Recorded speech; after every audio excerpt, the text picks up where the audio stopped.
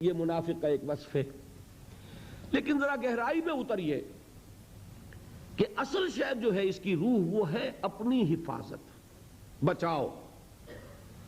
کہ ایک انسان تو وہ ہوتا ہے کہ اس نے جو چیز قبول کر لی، ہرچہ بعد آباد اب جو ہو سو ہو، اب تو میں اس کشتی میں بیٹھ گیا ہوں، کشتی تیرے گی تو میں تیروں گا، یہ ڈوبتی ہے تو ڈوبوں گا، ماں کشتی درا بنداختم۔ ایک ہوتا ہے انسان کہ جو کسی راستے پر چلنا بھی چاہتا ہے لیکن خطرہ کوئی مول نہیں لینا چاہتا۔ وہ جو اقبال نے نقشہ کھینچا ہے، بڑا پیارا شعر ہے، تو بچا بچا کے نہ رکھ اسے، تیرا آئینہ ہے وہ آئینہ کہ شکستہ ہو تو عزیز تر ہے نگاہ آئینہ ساز میں۔ یہ جو کیفیت ہے، تحفظ، جان بچانا، مال بچانا۔ اب آپ نے جو اتنے دن تقریریں سنی، دین کا تقاضا کیا ہے؟ جان کھپاؤ مال کھپاؤ۔ جان بھی پیاری، مال بھی محبوب۔ انسان نہ جان کھپانا چاہتا نہ مال کھپانا چاہتا ہے۔ جان کھپاتا ہے تو مال کمانے کے لیے کھپاتا ہے تاکہ میں اور زیادہ، الہاکم التکاثر حتی زرتم المقابر۔ اللہ کے لیے، اس کے دین کے لیے مال کھپائے تو مال بھی گیا، جان کھپائے تو اس جان سے مال بنا سکتا تھا تو گھاٹا ہی گھاٹا۔ یہ جو تحفظ ہے، بچا بچا کر رکھنا جان اور مال کو، یہ در حقیقت نفاق کی اصل روح ہے، یہ جڑ ہے، یہ بنیاد ہے۔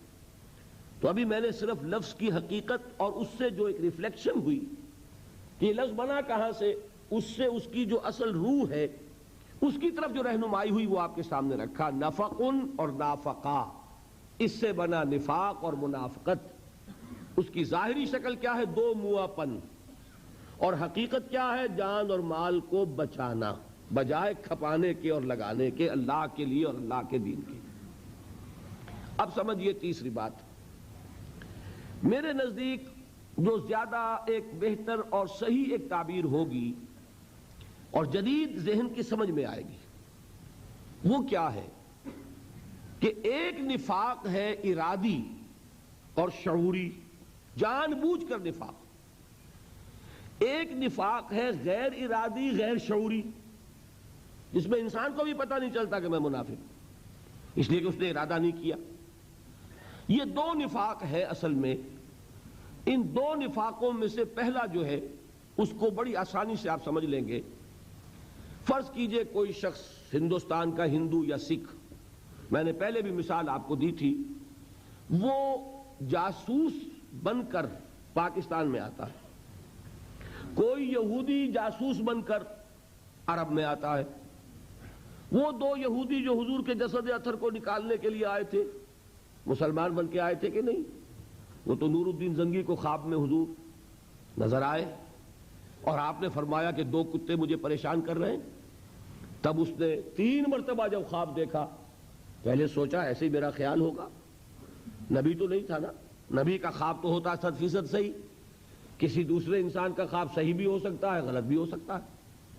لیکن جب 3 مرتبہ حضور صلی اللہ علیہ وسلم کی زیارت ہوئی اور آپ نے یہ فرمایا تو پھر اس نے رخت سفر باندھ لیا، مدینے پہنچ گیا۔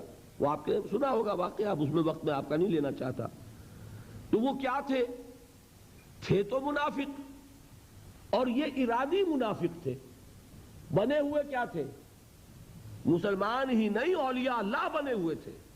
وہ واقعہ تو آپ نے پڑھا ہوگا نا کہ ان کی شکلیں دکھا دی گئی حضور کو، اب اس کو نور الدین زنگی کو۔ اب نور الدین زنگی آیا مدینے میں، وہ سے آدمی نہیں مل رہے، وہ اس نے یہ کیا کہ باہر پڑاؤ ڈالا، اعلان کر دیا کہ مدینے کی پوری آبادی کی دعوت ہے، کوئی نہ رہے پیچھے، سب آئیں، میری طرف سے دعوت ہے، کھانا کھائیں۔ اب کھڑا ہے، دیکھ رہا ہے، جو آ رہا ہے اسے دیکھ رہا ہے، وہ نظر نہیں آ رہے۔ پوچھا بھائی اب کوئی رہ تو نہیں گیا؟ اب بتایا گیا جی 2 درویش ہیں، اولیاء اللہ ہیں، وہ تو بڑے پہنچے ہوئے ہیں، بہت نیک ہیں، ان کو کسی سے سروکار نہیں، عابد و زاہد ہیں، وہ تو بس عبادت کرتے ہیں، اپنے ہی گھر میں رہتے ہیں، کہیں ہلتے جلتے نہیں۔ اب اتنا روب انہوں نے اپنی عبادت کا اور زہد کا اور ولی اللہ کا اور نیکی کا گاٹھا ہوا تھا۔ انہوں نے کہا ہو نہ ہو وہی 2 ہیں، بلاؤ انہیں۔ اب بادشاہ کی طرف سے طلبی ہوئی، بلائے گئے تو گھر کی تلاشی لی گئی، بڑی مشکل سے ان کے مسلح کے نیچے سے اٹھایا تو وہاں سے وہ سرنگ کا دہانہ ان کا نکلا، وہ کیا کرتے تھے؟ رات بھر کھودتے تھے اور مشک جو ہے پانی کی مشک اس میں مٹی بھر کر جا کر پھینک آتے تھے. لوگ سمجھتے تھے پانی لینے جا رہے ہیں درویش اللہ کے بندے, اور وہ جا کر مٹی باہر پھینکتے تھے اور ہوتے ہوتے وہ حضور صلی اللہ علیہ وسلم کے روضے کی دیوار کے قریب پہنچ چکے تھے. تو اب یہ دیکھیے کتنا وقت انہیں لگا ہوگا. انہیں نہ صرف مسلمان سمجھا جا رہا ہے بلکہ ولی اللہ سمجھا جا رہا ہے. بڑے اللہ نصیرہ لوگ ہیں کیا حقیقت میں؟ منافق, اور منافق بھی ارادی منافق. انہیں پتا ہے کہ ہم ایک دن کے لیے بھی ایمان نہیں لائے, ہم تو یہ لبادہ ہم نے جان بوجھ کر اوڑھا ہے صرف مسلمانوں کو دھوکہ دینے کے لیے. اسی طرح میں نے کہا تھا ہو سکتا ہے کوئی ہندو کوئی سکھ وہ ختنہ بھی کرا کے آئے گا, نماز پڑھ کے پوری سیکھ کے آئے گا, صورتیں بھی سیکھ کر آئے گا. ہو سکتا ہے کسی سرحدی دیہات میں سے کسی مسجد میں کوئی شخص بیٹھا ہوا ہو امام بن کر اور وہ ہو جاسوس. وہ تو کبھی کھلے گی بات تو پتہ چلے گا نا. تو یہ کون ہے؟ یہ شخص منافق ہے, ایمان تو نہیں ہے نا.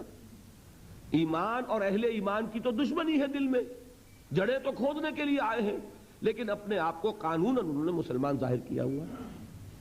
اس کی ایک مثال حضور کے زمانے میں بھی آئی.